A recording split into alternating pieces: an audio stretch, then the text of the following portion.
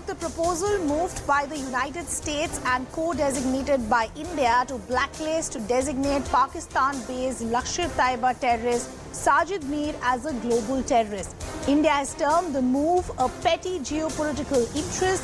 This was not the first time, remember, that China has blocked proposals to blacklist terrorists. So once again, China shielding terrorist, the 2611 planner. We're talking about Sajid Mir, who is from the Lashkar-e-Taiba. India has also now reacted, saying this is petty geopolitical move. As we pointed out, not really the first time that China has shown its true colors and blocked proposals to blacklist terrorists. We'll try and get more details, but the timing of when all of this is happening is extremely crucial, because you have the Prime Minister who's in the United States, and China does become an important talking point for both the countries. Let's also now bring in our colleague Abhishek, who in fact is joining us on the broadcast. Abhishek, good morning. As I said, not really the first time that China has shown its true color or wanting to not blacklist or block terrorists, but the timing of when all of this is playing out. The Prime Minister is in the United States. China continues to be the big elephant in the room.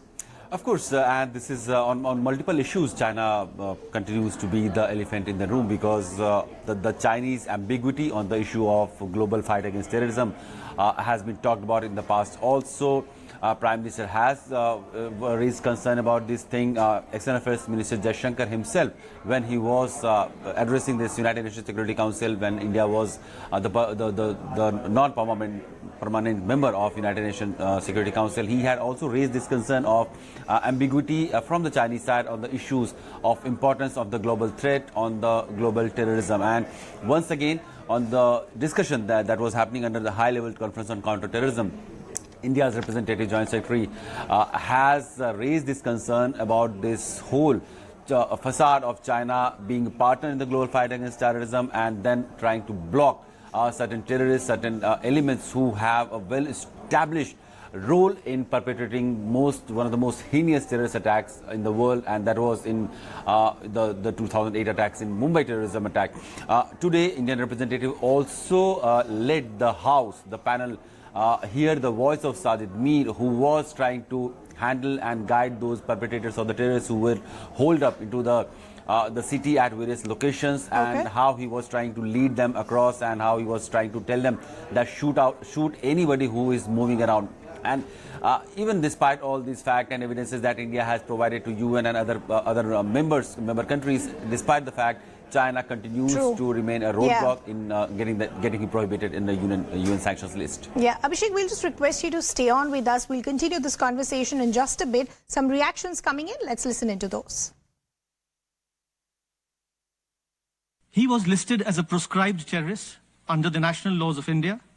He was proscribed under the laws of the United States, this host country, and of several other countries globally, many of whose nationals lost their lives.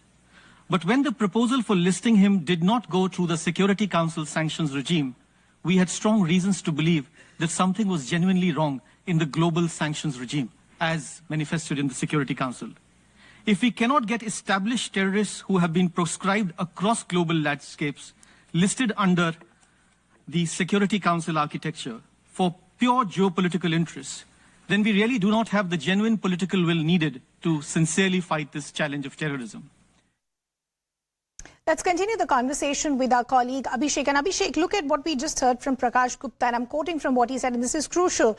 If we cannot get established terrorists who have been prescribed across global landscapes, then we don't have the will to fight this challenge of terrorism. This is petty geopolitical interests that are just taking shape. As I said earlier, going back to the timing of when all of this is happening, is this China now getting extremely worried that India's position on the global map is only increasing, and thus we're seeing these petty moves come once again?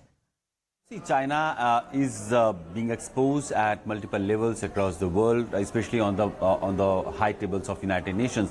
In the past, also, it's just the economic prowess of China or economic heft of China is that's something not letting the world unite against exposing Chinese double fist.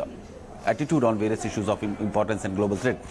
Talking about the terrorism, which has been a core issue of India's foreign policy, to raise the issue of terrorism, raise the issue of cross-border terrorism, and how India has been a victim of cross-border terrorism for last several decades, and how it has killed so many people, so many security forces, and how it has tried to destabilize India's overall scenario. Now, India is trying to tell the world also that just recognize the faces, just recognize the country who are in the garb of being a crusader, or who are just trying to be a part of global fight against terrorism, but they are actually trying to be on the side of terrorist nation state. And Sajid Mir, who happened to be a Pakistani, who happened to lead from on the phone the terrorists who were trying to perpetrate all those terrorist attacks in Mumbai attacks, he was very much there on phone, and he is still not being allowed to be under the prescription list of United Nations Security Council. So Indian representative has tried to explain why this overall regime of listing is not working. Abhishek, we'll just